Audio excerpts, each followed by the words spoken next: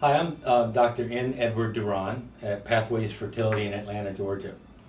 And I wanted to talk a little bit about diminished ovarian reserve. It's a term that is often synonymous with patients that are over 40, but I've had quite a few patients over my 30-year career that are actually under 35 that have diminished ovarian reserve.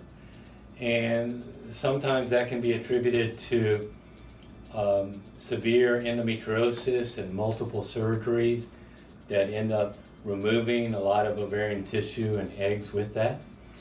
Sometimes it's a genetic predisposition to premature menopause.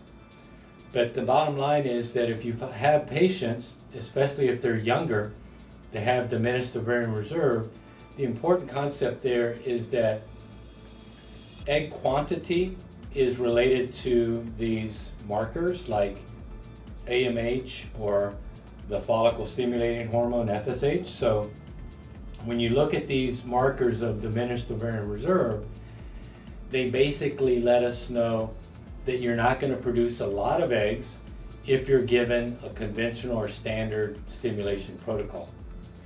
For patients that have diminished ovarian reserve, it says nothing about their egg quality. The egg quality is really just related to and correlates with the age of the patient.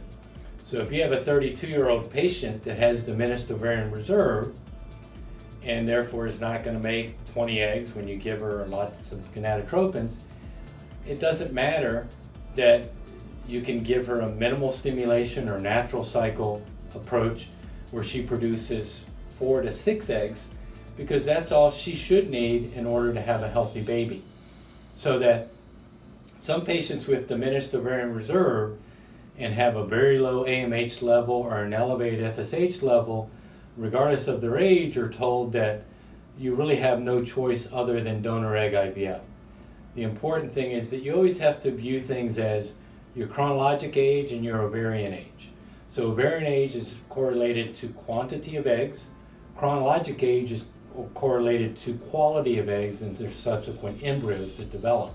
So that in patients that are under 35 and find themselves in a position of being told they have diminished ovarian reserve, hope should not be lost, because at that point we know that age is on their side, and if we can just get them to grow 2 to 4 eggs, we should have the tools that we need to help them have a baby, even though they're not producing dozens of eggs like their counterparts would that don't have diminished ovarian reserve.